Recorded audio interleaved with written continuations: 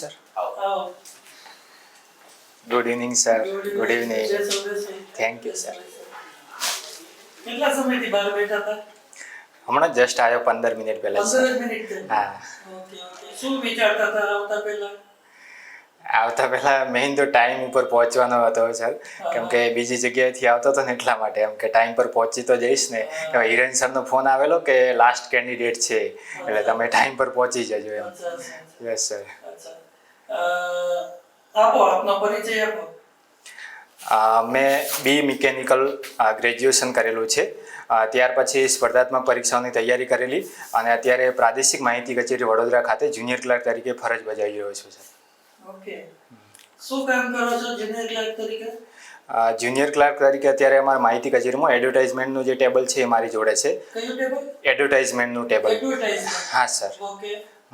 એટલે એમાં જેટલી પણ જિલ્લાની અંદર ગવર્મેન્ટ કચેરીઓ છે એમના દ્વારા જે પણ ટેન્ડર નોટિસ કે કોઈ પણ એવું પ્રકાશનને લગતું ન્યૂઝપેપરમાં આપવાનું હોય છે એ અમારા થ્રુ જતું હોય છે સર. હા સર. દરરોજની કેટલી જતી હશે? દરરોજનું ફિક્સ ડેટા નહીં હોતો પણ એવરેજ 10 થી 12 જાહેરાતો આવતી હોય છે સર. અને માહિતી પ્રસારણ અને માહિતી અને પ્રસારણ વિભાગ. હા સર. એની નીચે આવો. હા સર. કોણ છે અત્યારે તમારા સેક્રેટરી? સેક્રેટરી અવંતિકા સિંહ મેડમ છે સર. અચ્છા. અને નિયામક કોણ છે? નિયામક અત્યારે બચાણી સર છે, આઈએસ ઓફિસર. કેટલા પ્રકાશનો બહાર પડે છે માહિતી ખાતા નથી? પ્રકાશનો અલગ અલગ ક્ષેત્રના બહાર પડતા હોય છે. મહિલા ઉત્કર્ષ માટેની જે પણ યોજનાઓ છે એ છે, પછી આદિવાસીઓને લગતી યોજનાઓ છે, અને મેઇન અમારું જે રેગ્યુલર પ્રકાશન છે એ પાક્ષિક છે યોજના, કે જે દર 15 દિવસે પ્રકાશિત થતું હોય છે. હા સર. યોજના પાક્ષિક જે છે એ દર 15 દિવસે પ્રકાશિત થાય છે. જેમાં ના પાક્ષિક જ છે, નામ જ પાક્ષિક, ગુજરાત પાક્ષિક કરીને છે. હા. અને એમાં ગુજરાત સરકારની જેટલી પણ યોજનાઓ છે એ કવર અપ કરવામાં આવતી હોય છે સર. એક બીજી યોજના નામનું પાક્ષિક એ ભારત સરકાર દ્વારા બહાર પાડવામાં આવે છે. એ કોણ કરે ભારત સરકારમાંથી? ભારત સરકારનો જે પ્રસારણ વિભાગ છે એમના તરફથી હોય છે. હા સર. અચ્છા. સામાન્ય નિયમ પ્રમાણે તમે કેટલા સમયથી છો અહીંયા? હું 1.5 વર્ષથી છું. 1.5 વર્ષથી. હા સર. એક નિયમ પ્રમાણે માનવામાં આવે છે કે પ્રચાર અને પ્રસાર માટે કોઈ પણ ઓર્ગેનાઇઝેશન હોય, કોઈ પણ સરકાર હોય કે કોઈ પણ પ્રાઇવેટ કંપની હોય કે કોર્પોરેટ સેક્ટર હોય, ઓકે, પ્રચાર અને પ્રસાર માટે અમુક ટકા રકમ વાપરવી જ જોઈએ એવું માનવામાં આવે છે. ઓકે. એ કેટલા ટકા હશે? એ સર મને ખ્યાલ નથી સર. નથી ખબર? ના સર. અચ્છા. ગુજરાત પાક્ષિકના તંત્રી કોણ છે? ગુજરાત પાક્ષિકના તંત્રી તરીકે અમારા જે નિયામક સાહેબ છે એ જ હોય છે. કોણ છે અત્યારે? બચાણી સર. અચ્છા. અને કાર્યવાહક તંત્રી? એ સર ખ્યાલ નથી. નથી ખબર? ના. અચ્છા. આમાં તમારે ચેકલિસ્ટ છે એડવર્ટાઇઝમેન્ટ નું તમે આપવાના હો તો એમાં ચેકલિસ્ટની મુખ્ય 3 બાબતો કઈ કઈ છે મને કહો ને? શું ધ્યાનમાં રાખવાનું એડવર્ટાઇઝમેન્ટ આપવા માટે કરીને? સૌથી પહેલા એ કેટલા પેપરને આપવાનું છે, પછી જે પણ પેપરને આપવાનું છે એની આવૃત્તિ કઈ છે એમ, કેમ કે જેટલા પણ ન્યૂઝપેપર છે દરેકની પોતાની આવૃત્તિ હોય છે ઝોન વાઇઝ એમ, અને કઈ સાઇઝમાં આપવાનું છે, એ 3 વસ્તુ મેઇન હોય છે સર. ભાવ કોણ નક્કી કરે? ભાવ એ પહેલેથી જ નક્કી કરેલા હોય છે માહિતી ખાતા દ્વારા, અને જે પણ ન્યૂઝપેપર છે એમની જોડે MOU કરેલા હોય. 3 વર્ષનો એગ્રીમેન્ટ થાય છે. એ એગ્રીમેન્ટમાં જે પણ ભાવ નક્કી કરેલા હોય એ ભાવ પ્રમાણે છાપવાનું હોય છે સર. પછી કક્ષા કેવી રીતે નક્કી કરો કે આ રિજિયનલ છાપામાં આપવા કે આ લોકલમાં આપવા કે આ નેશનલ લેવલના છાપામાં આપવા? એનો માપદંડો શું છે? એનો માપદંડ એ છે કે 20 લાખથી ઉપરનું કોઈ પણ કામગીરીનું કામ હોય કે ટેન્ડર હોય તો એ પછી વડોદરા કે અમદાવાદ કે એવી રીતે 1 થી વધારે આવૃત્તિમાં આપવું જોઈએ એમ. પણ 20 લાખથી ઓછી કામગીરી છે તો સ્થાનિક લેવલે આપણે છાપીએ તો ચાલે. પછી 20 લાખથી ઉપર હોય તો એક અંગ્રેજી પેપરને પણ આપવું ફરજિયાત છે એમ. અને નેશનલ લેવલનું મને કંઈ આઈડિયા નથી, પણ જે મોટા પ્રોજેક્ટ હોય છે કરોડોની અંદર એને નેશનલ લેવલે પણ આપતા હોઈએ છીએ સર. તો આદિજાતિ વિકાસના સંદર્ભમાં ઓકે, મારે એક પ્રોજેક્ટ માટે એક જાહેરાત તૈયાર કરવી છે. ઓકે, બરોબર?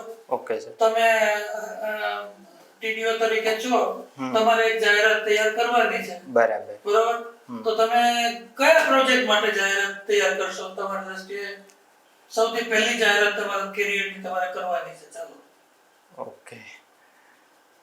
થોડી વાર વિચારી શકો સર?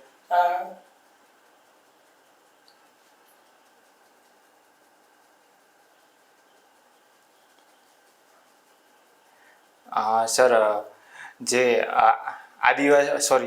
આશ્રમ શાળાઓ છે એમાં જે શિક્ષકોની ભરતીનો છે એને લગતું એક જાહેરાત આપી શકું એમ કે આશ્રમ શાળાઓની અંદર જેમને પણ શિક્ષક તરીકે ફરજ બજાવવાની ઈચ્છા હોય એમની ભરતી માટેની સર. એ તો ખાલી તમે ફોર્મો કીધો તો અંદર શું લેશો? અચ્છા એ રીતનું સર. ઓકે. હવે કોઈ પણ જાહેરાત આપવાની હોય તો આ જાહેરાત શેના માટેની છે એ વસ્તુ પહેલાં દર્શાવવાની, પછી એની વિગતો, એની ડેડલાઇન, એના માટેની જે પણ યોગ્યતાઓ છે એમ કે આ યોગ્યતાઓ શિક્ષક બનવા માટે ભાઈ આ ક્વોલિફિકેશન જરૂરી છે, એ આટલી વસ્તુ આપણે એડ કરી શકીએ સર. તમે 4 છાપાઓમાં માનો કે જાહેરાત આપી. હા સર. બરોબર. મારા તાલુકાની જાહેરાત છે. ઓકે. પછી નક્કી કરેલા ભાવ મુજબ મારે બારોબાર ભાવ એને ચૂકવવાના હોય. હા સર. બરોબર. કે તમારે ચૂકવવાના હોય? ના, એ જે તે પાર્ટી ચૂકવતી. હા સર. હું એમાંથી એક છાપાની આવે, એક છાપું છે ને એ મને ગમતું જ નથી, મારી વિરુદ્ધ જ લખાણ કરે છે. ઓકે. છતાં તમે એવું કર્યા છે એટલે મારે જાહેરાત એમ આપવી પડી. ઓકે. પછી હું એના પૈસા જ રિલીઝ નથી કરતો. બરાબર. તમે બ્લોક તાલુકા ટ્રાઇબલ ડેવલપમેન્ટ ઓફિસર છો અને તમારી પાસે ફરિયાદ આવે છે તો તમે શું કરશો? એટલે જે પાર્ટી પેમેન્ટ નથી કરતી એને લગતું, એટલે હું પોતે જ છું ને ટીડીઓ તરીકે તો સર. એટલે પેમેન્ટ તો મારે પોતે કરવાનું છે ને, મેં જાહેરાત આપેલી છે તો. તમે નથી કરતા તો હવે તમારા ઉપરી અધિકારી તમને પકડાવે છે કે આ પૈસા ચૂકતા કરજો, કેમ નથી આપતા? તો શું કામ નથી આપતા તમે? એટલે પર્સનલ શું જવાબ આપશો? હવે ન્યૂઝપેપર જોડે પર્સનલ આપણા જે પણ સંબંધો હોય, પણ એક ગવર્મેન્ટ અધિકારી તરીકે આપણે એ પેમેન્ટ છે એ ચૂકવવું જ પડે છે. બરોબર. તમે ચૂકવી આપશો? તમારી વિરુદ્ધ છાપે છે તોય? એટલે એમાં સર એવું છે કે જે આપણા વિરુદ્ધ છાપે છે તો કેમ છાપી રહ્યો છે અને કઈ કઈ વસ્તુ આપણા વિરુદ્ધમાં છાપી રહી છે એની આપણે નોટ લઈ શકીએ અને એમાં સુધારા કરી શકીએ. પણ આ જે પેમેન્ટ છે, જે ઓલરેડી એડવર્ટાઇઝમેન્ટ આવી ગઈ છે એનું અમલીકરણ પણ થઈ ગયેલું છે, એટલે એનું પેમેન્ટ તો કરવું જ પડશે સર. યલો જર્નલિઝમથી બચવા માટે શું કરવું જોઈએ? જે પોલિટિક્સ અને બિઝનેસમેન ન્યૂઝપેપર અને મીડિયાની અંદર જે ઇન્ટરેસ્ટ લઈ રહ્યા છે તો એને ઓછું કરવું જોઈએ એમ. અને જે ટીઆરપીનો ઇસ્યુ છે તો એના સામે જે કાયદાકીય પગલાઓ છે એ અને મીડિયા એથિક્સ આ ડેવલપ કરવાની જરૂર છે અત્યારે સર. છે તો ખરા જ ને, એથિક્સ તો છે, એથિકલ વેલ્યુ તો નક્કી કરેલી છે. હા સર, એથિકલ વેલ્યુ તો નક્કી કરેલી છે પણ એનું ઇમ્પ્લિમેન્ટેશન નથી થતું. હા સર. કેવી રીતના થશે?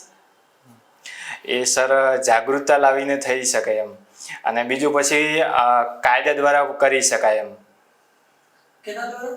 કાયદા દ્વારા સર. કાયદા દ્વારા. Okay sir. Thank you sir. દ્રશ્ય શ્રાવ્ય માધ્યમોમાં આપણે એક ફિલ્મ બનાવી છે. હા સર. એના માટે કોઈ થર્ડ પાર્ટીને આપણે વર્ક ઓર્ડર આપવો છે. ઓકે. અકોર્ડિંગ ટુ જે તમારું માહિતી નિયામકની કચેરીનો 2008નો ઠરાવ છે એ પ્રમાણે ઓકે. શું ભાવ ચાલે છે સર? એના વિશે મને કઈ ખ્યાલ 5 નથી. મિનિટની ફિલ્મ બનાવી હોય. હા હા. 2008ના ઠરાવ વાંચ્યો છે તમે? ના સર. ફિલ્મ બનાવવા માટે શું કરી શકાય કઈ વાંચ્યું છે? ના સર, એના વિશે નહીં ખ્યાલ મને. તમારો ડિપાર્ટમેન્ટ જ બનાવે છે. અચ્છા, તો એ સરકારી ફિલ્મો, સરકારી યોજનાઓની ફિલ્મો બનાવી હોય તો નથી આઈડિયા? ના સર. અચ્છા, તો શું તમે મિકેનિકલ એન્જિનિયર છો, તો બેટરી ઓપરેટેડ વ્હીકલ સાથે પેટ્રોલ ડીઝલના તો ટેક્નિશિયન છે તો એના ફેવરમાં તમે શું આર્ગ્યુમેન્ટ આપો છો? બેટરી ઓપરેટેડ તો એક્સપેન્સિવ છે, કેટલા મોંઘા છે પેટ્રોલ. હા હા સર. એને તો પછી એ લોકોને પોસાતા નથી, છતાં આપણે ક્લાઇમેટ ચેન્જના નામે હા કરીએ છીએ. તો શું છે પરિસ્થિતિ, શું કરવું જોઈએ આઈડિયલી? એટલે ઈવી વ્હીકલમાં સર સૌથી પહેલાં તો છે ને કન્ઝ્યુમર બેઝ વધારવાની જરૂર છે. એમ અત્યારે કન્ઝ્યુમર બેઝ બહુ ઓછો છે ને એટલે એના ભાવ વધારે છે. પ્લસ જે બેટરી લાઈફ અને બેટરીનું ચાર્જિંગ ઇસ્યુ છે એમાં હજી ટેકનોલોજી ડેવલપ કરવાની જરૂર છે. એમ કે બેટરીનો જે લાઈફ સ્પાન છે એ અત્યારે જનરલી 5 થી 10 વર્ષનો હોય છે મારા ખ્યાલ પ્રમાણે, તો એને ઇમ્પ્રુવમેન્ટ કરી શકાય. અને અત્યારે કરી શકાય એને ઇમ્પ્રુવમેન્ટ. તમે તો મિકેનિકલ એન્જિનિયર છો, તમે સરકારમાં આવી જાઓ છો, તમે કોણ કરશે સર?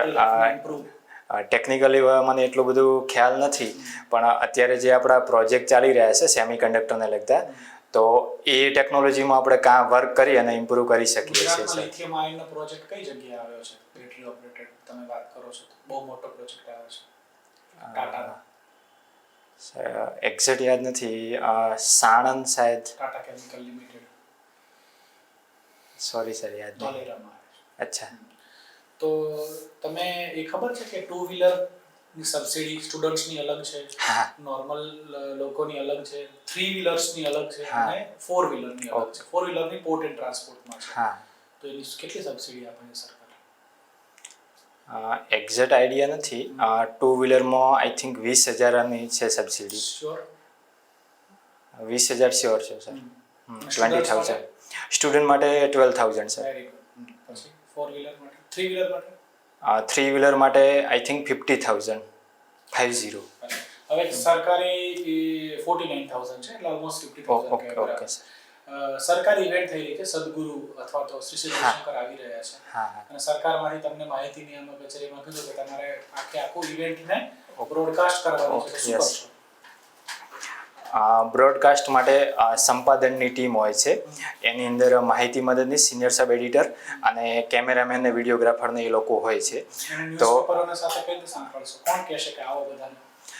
ન્યૂઝપેપર સાથે સંકલન કરવાનું હોય છે. જે પણ કવરેજ કરવાનું હોય છે એ જેટલા પણ ન્યૂઝપેપરના મીડિયાના મિત્રો છે એમને પાસ ઇસ્યુ કરવાના હોય છે જે પણ ચેનલોવાળા છે અને એમને કવરેજ માટેનું બ્રોડકાસ્ટ માટેનું પરમિશન આપવાની થતી હોય છે સર. તમારું જે નોલેજ છે જુનિયર ક્લર્ક તરીકે આમાં ઇન્ફોર્મેશન ઓકે. એનો ઉપયોગ કઈ રીતે કરશો તમે ટ્રાઇબલ ડેવલપમેન્ટ ઓફિસર તરીકે?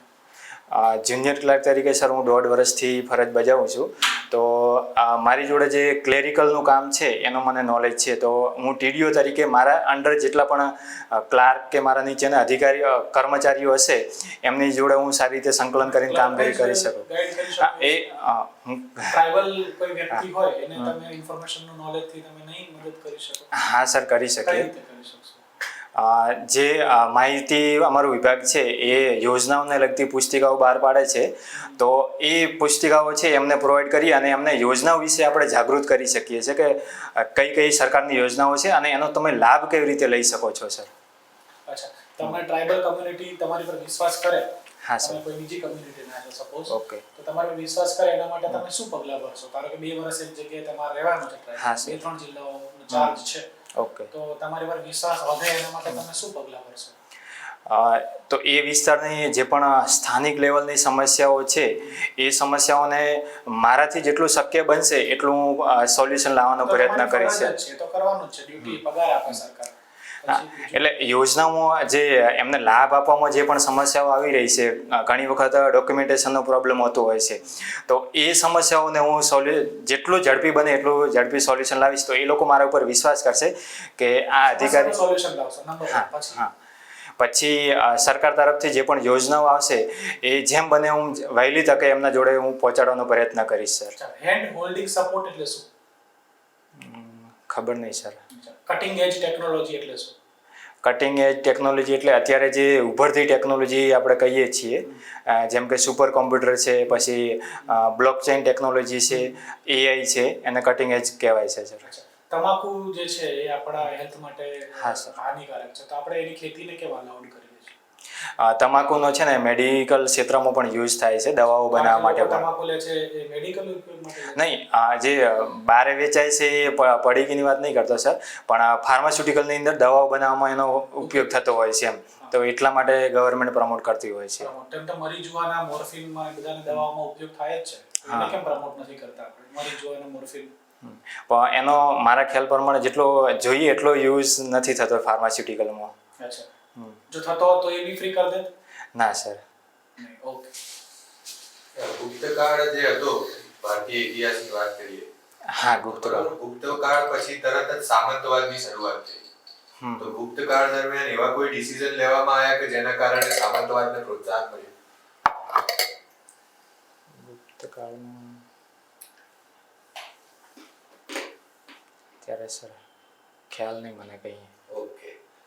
જીએસટી જે છે આપણે રાષ્ટ્રીય એકીકૃત કર પ્રણાલી, હા બરાબર? હા સર. એમાંથી પેટ્રોલ અને દારૂ એ બંનેને એક્સેપ્ટેડ કરવામાં આવેલા છે. ઓકે. એનું કોઈ સ્પેસિફિક કારણ છે? એની સત્તાઓ કેમ રાજ્ય સરકારના હસ્તગત છે કાર્ય? દારૂમાં સર એવું છે આલ્કોહોલ કે જે મેડિસિનમાં યુઝ થાય છે એને જીએસટી અંતર્ગત લાવેલું છે, પણ જે લોકો યુઝ કરે છે એને જીએસટીથી બાકાત રાખ્યું, કેમ કે ઘણા રાજ્યોની અંદર દારૂ બંધી રાખેલી છે. અને બાકીના જે પેટ્રોલ ડીઝલનું છે તો એ ક્રૂડ ઓઇલમાં હજી સુધી બધા રાજ્યોની સંમતિ નથી થયેલી એમ મારા ખ્યાલ પ્રમાણે સર. ઓકે, ઠીક છે. પછી તમને નહીં લાગતું કે હમણાંથી પત્રકારત્વ જે છે, જર્નલિઝમ, હા, બરોબર, એ જે તે વહીવટી તંત્ર અને અધિકારીઓને બ્લેકમેલ કરવાનું સાધન બનતું જતું હોય? એટલે ઘણી જગ્યાએ આવા કિસ્સાઓ જોવા મળતા હોય છે, કેમ કે અત્યારે છે ને પત્રકારોમાં લોકો વધારે જોડાતા હોય છે એમ કે આપણે કોઈક અધિકારીના વિરુદ્ધમાં છાપશું તો આપણને કંઈક બેનિફિટ મળી શકે છે એમ. પણ એના માટે જે આપણું રેગ્યુલેશન પોલિસી છે એને રેગ્યુલેટ કરવાની, જે પ્રેસ કાઉન્સિલ ઓફ ઇન્ડિયા છે એના દ્વારા જો સુધારો કરવામાં આવે અને જે સાચા પત્રકારો છે એમને જ પ્રાયોરિટી આપવામાં આવે તો સુધારો કરી શકાય સર. કોઈ પણ અધિકારી વિશે ખરેખર સત્યની પરખ કર્યા વગર ગમે તે વસ્તુ મીડિયામાં છાપી દેવી તો એ મીડિયા એથિક્સનું ઉલ્લંઘન નથી થતું અને વારંવાર થાય છે. હા સર, તો ઉલ્લંઘન થાય છે. એના માટે શું પગલાં લેવા જોઈએ? એના માટે આપણે જે પ્રેસ કાઉન્સિલ ઓફ ઇન્ડિયા છે એમના જે રૂલ્સ ને રેગ્યુલેશન છે એને થોડાક મજબૂત કરવાની જરૂર છે. કે ઘણી વખત કેવું થતું હોય છે સર કે અમુક જે ન્યૂઝપેપર હોય છે એ આમને આમ પોતાના ટાઇટલ રાઇટ્સ અને રજિસ્ટ્રેશન નંબર લઈ આવતા હોય છે. એના કારણે એ લોકો પછી એમને જે પણ ઈચ્છા થાય એ છાપતા હોય છે. તો એ જે રજિસ્ટ્રેશન પ્રોસેસ છે એમાં જે સાચા વ્યક્તિઓ જ અને એનો લાભ મળે એવો પ્રયત્ન કરવો જોઈએ સર સૌથી પહેલા તો. ઠીક છે. દરેક દર મહિને છે ને ત્રીજા શનિવારે જિલ્લા સંકલન સમિતિની હા સર, હા, તમને ખ્યાલ હશે જિલ્લામાં હા કામ સર. કરતા હશો. તો એનું શું મહત્વ છે? એનાથી જિલ્લા વહીવટી તંત્ર પર શું પ્રભાવ પડે છે? સંકલન બેઠક જે યોજાતી હોય છે દર મહિને એમાં અલગ અલગ કચેરીઓમાંથી બધા પદાધિકારીઓ આવતા હોય છે. તો જે તે કચેરીમાંથી વ્યક્તિ અધિકારી આવી રહ્યો છે તો એ ઓફિસની અંદર કઈ કઈ સમસ્યાઓ થઈ રહી છે, પછી એ જિલ્લાની અંદર હાલની તારીખમાં કઈ કઈ સમસ્યાઓ છે તો અને એ સમસ્યા છે તો એનું નિરાકરણ કેવી રીતે લાવી શકાય એ બધા એક સાથે સંકલનમાં બેસી અને વિચારીને નિર્ણય લઈ શકે છે. એ અગત્યની વસ્તુ છે સર. સંકલનની સમિતિની બેઠકની અંદર કોણ સદસ્ય તરીકે કોણ હાજર રહી શકે?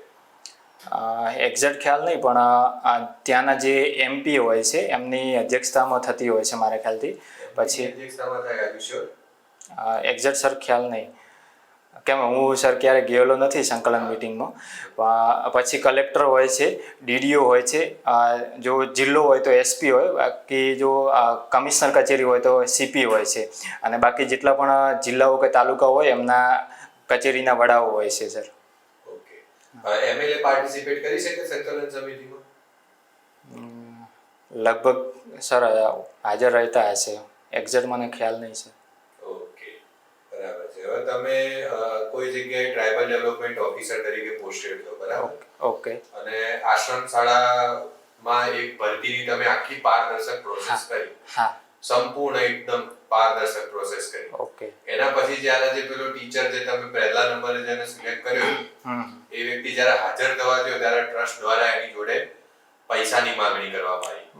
બરોબર? અને એવી વસ્તુઓ તમારા ધ્યાન પર બી આવી. તો તમે એના માટે શું પગલાં લઈ શકો? ટીડીઓ તરીકે એક તો જિલ્લા લેવલે જે શિક્ષકોની ભરતી માટેની સમિતિ હોય છે એ સમિતિને આની સચોટ તપાસ કરવા માટે આપણે કહી શકીએ, અને જો એ તપાસમાં કંઈ ખોટું પુરવાર થાય તો એના જે રૂલ્સ પ્રમાણે છે કાર્યવાહી કરી શકાય. ઓકે, બરાબર છે સર. માહિતીની આપણ દ્વારા છાપામાં જાહેરાત આપવામાં આવે? હા સર. કોઈ પેપરલેસ માધ્યમમાં જાહેરાત આપવામાં આવે છે?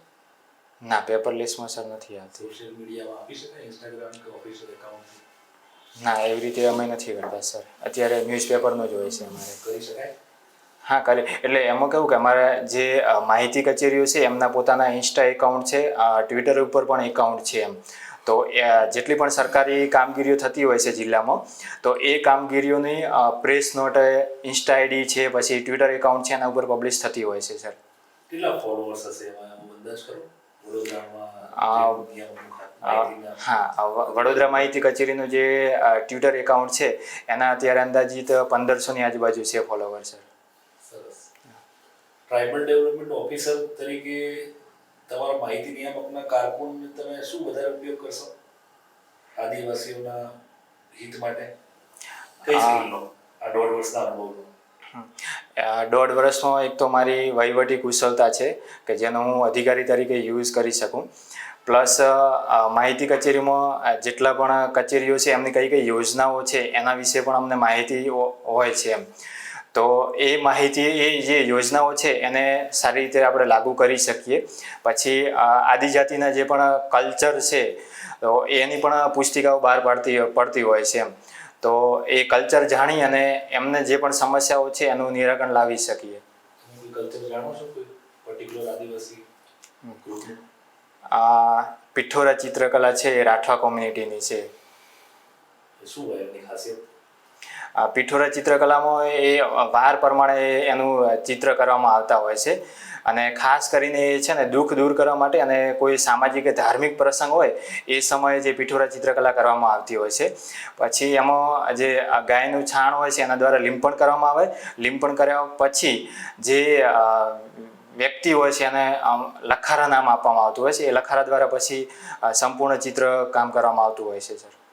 આપણા દેશમાં ભરતનાટ્યમ કે બીજા કોઈ જે લોકનૃત્યો છે એવા જ આદિવાસીઓના અલગ અલગ નૃત્યો હોય છે. હા સર. પણ છતાં એ નૃત્યો કેમ આપણા જીભે નહીં હોય અથવા આપણને જોવા નહીં ગમતા હોય ને આપણને ભરતનાટ્યમ કે બીજું કંઈ હોય કથકલી એના નામ ખબર છે? એનું શું કારણ હોય છે? એક કારણ તો એ હોઈ શકે સર કે આપણને એ લોકોના જે લોકનૃત્ય હોય છે એની આપણને એટલી જાણકારી નથી હોતી કે આ નૃત્ય શેના માટે છે, આનું મહત્ત્વ શું હોય છે એમ. એટલે મારા ખ્યાલથી એક રીઝન એ હોઈ શકે. બીજું કે જે લોકનૃત્ય એમના આદિવાસી કોમ્યુનિટીના હોય છે એ આપણે હજી રાષ્ટ્ર લેવલે અને આંતરરાષ્ટ્રીય લેવલે પ્રમોટ નથી કરી રહ્યા એમ. અને જે આદિજાતિ કલ્ચર લોકો છે એ લોકો જ મોટાભાગે એ નૃત્યો પરફોર્મ કરતા હોય છે, બીજી કોઈ કોમ્યુનિટી એને પરફોર્મ નથી કરતી એમ. આ કારણો હોઈ શકે સર મારા ખ્યાલથી. છોટાઉદેપુર તાલુકામાં જિલ્લામાં કયા કયા ટ્રાઇબલ તાલુકા? એ એક્ઝેક્ટ ખ્યાલ નહીં મને. ટ્રાઇબલ એરિયા સપ્લાયમાં આવતો હોય એવા ખ્યાલ નહીં સર અત્યારે. વડોદરામાં આવે કોઈ? ના, વડોદરામાં કોઈ જિલ્લો નથી અત્યારે ટ્રાઇબલ. દાહોદ જિલ્લામાં કોઈ તાલુકો? હા, દાહોદ જિલ્લામાં છે સર. તાલુકાનું નામ કોઈ યાદ નહીં સર. નર્મદા જિલ્લામાં? Sorry sir. તાપી જિલ્લામાં? સુરત જિલ્લામાં? Sorry sir. માહિતી નિયામકની કચેરીમાં તમારા રિપોર્ટિંગ ઓફિસર કોણ? સીઆરના, પીએઆરના?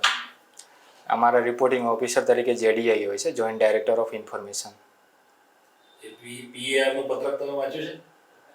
ના સર. તમે સેલ્ફ રિઝલ્ટ તમારે ભરવાનું હોય? ના, હજી સુધી અમારે આવ્યું નહીં સર. સીઆર ભરવાના. હમણાં એક એન્યુઅલ પ્રોપર્ટી રિટર્ન? હા સર, એપીઆર ભરવા. હા સર, ભરી લીધેલું છે. કયા પોર્ટલ ઉપર ભર્યું? કર્મયોગી પોર્ટલ સર. કર્મયોગી પોર્ટલ ઉપર ભરવાથી અથવા રેગ્યુલર ડેટાબેઝમાં સાચવવામાં શું ફરક હોય? કર્મયોગી આખું શું કર્મયોગી? કર્મયોગી ડિજિટલ પ્લેટફોર્મ છે. તો આપણા જે પણ ડોક્યુમેન્ટ કે દસ્તાવેજ છે એ ડિજિટલી સેવ રહેતા હોય છે. એ એક ફાયદો છે. અને કર્મયોગીમાં બીજું એ એક છે કે તમારા જે ડેટા તમે ભરી રહ્યા છો એ ડેટા તમારા ઉપરી અધિકારી પણ જોઈ શકે છે અને વડી કચેરીના વિભાગ દ્વારા પણ એનું નિરીક્ષણ થતું હોય છે સર. રાઇટ ટુ ઇન્ફોર્મેશનમાં કોઈના પ્રોપર્ટી રિટર્ન કે બધું ડિસ્ક્લોઝ વેબસાઇટ પર કરવું જોઈએ માહિતી નિયામકે? ના સર, એ પર્સનલ ડેટા છે તો ના કરી શકાય. Personal data? હા સર. Are you sure? હા સર. આઈએએસ આઈપીએસ અધિકારીઓના ડેટા હોય જ છે આમાં ભારત સરકારની સાઇટ ઉપર. Okay sir. સરસ. Okay okay, thank you sir. Thank you. બેસો. સરસ. વિજય ને? હા સર. કુમાર ચૌધરી A17. કેટલા માર્ક્સ છે રિટર્નમાં? 210 સર. ઓહો, સરસ સરસ. તૈયારી બી તમારી ખૂબ સરસ છે ઇન્ટરવ્યુમાં. મેરિટમાં તમારું નામ વાંચીશું હવે ફાઇનલ લિસ્ટ. પાસ થવાનો ચાન્સ Thank you, વધારે sir. છે. તમને પોતાને શું લાગે છે કે તમારા પોતાનામાં શું ખામી છે? તમને એવું કંઈ લાગે છે? Way of communication sir. ના, બહુ સારું. બહુ સરસ છે. સારું છે. મેં પણ પણ તમને એકદમ. ટ્રાઇબલ તાલુકા કયા છે ખ્યાલ નથી? ઇન્ફોર્મેશન? હા, ઇન્ફોર્મેશનમાં પણ નહીં, ખ્યાલ નથી અત્યારે, યાદ નથી આવતા મને સર એ તાલુકો એટલે. જેન્યુઇન છો એકદમ બહુ સરસ. ડિલિવરીમાં તો. હા, એકદમ જેન્યુઇન છો. હોશિયાર. એટલે મને એવું લાગે હું થોડો ગભરાતો બોલતો ને એવું. સરસ. ઓકે. સંકલન સમિતિના અધ્યક્ષ કલેક્ટર શ્રી હોય. અચ્છા ના ખબર હોય તો મને ખ્યાલ નથી. આયોજન મંડળના મંત્રી શ્રી હોય જે તે અચ્છા 2008 દ્રશ્ય શ્રાવ્યનો ઠરાવ થયો છે. Okay. 5 મિનિટ કરતા વધુ મિનિટની મૂવી હોય હા. 4.5 લાખ રૂપિયા પ્લસ જીએસટી મળે છે. બરાબર એ 2008 નો ઠરાવ જોઈ લો. Okay, તમારો okay. માહિતીની આવક છે. ઓકે સર શ્યોર સારું છે થેન્ક યુ સર. બરાબર છે. ચાન્સીસ છે પૂરેપૂરા. બરાબર છે, સારું છે. મિકેનિકલ એન્જિનિયર નહીં બરાબર હતા, પછી બેટરી પેટ્રોલ તમને સબસિડી બધી ખબર હતી. That is good. Thank you.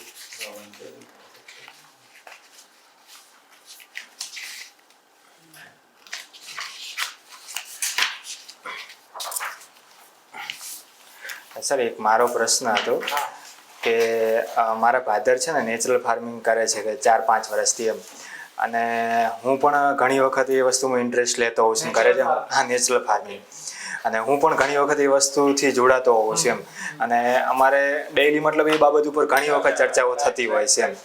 તો હું ઇન્ટ્રોડક્શનમાં એ નેચરલ ફાર્મિંગ એડ કરી શકું છું? આપણા રાજ્યપાલ સાહેબ છે ને એને નેચરલ ફાર્મિંગ બહુ ઇન્ટરેસ્ટ હા, છે. સર. નંબર 2 પ્રાકૃતિક ખેતી અલગ વસ્તુ છે, ઓર્ગેનિક ઓર્ગેનિક હા સર. તો એનો ડિફરન્સ ખબર હોય, હા હા બધી ડિટેલ ખબર હોય તો જ Okay. બોલજો. પણ ઇન્ટ્રોડક્શનમાં બોલવાથી સાહેબ એમ કહે છે કે ભાઈ તમે સામે ચાલે કે ભાઈ આ મને આવડે છે, તો એવું બી બને કે ના એ પૂછે.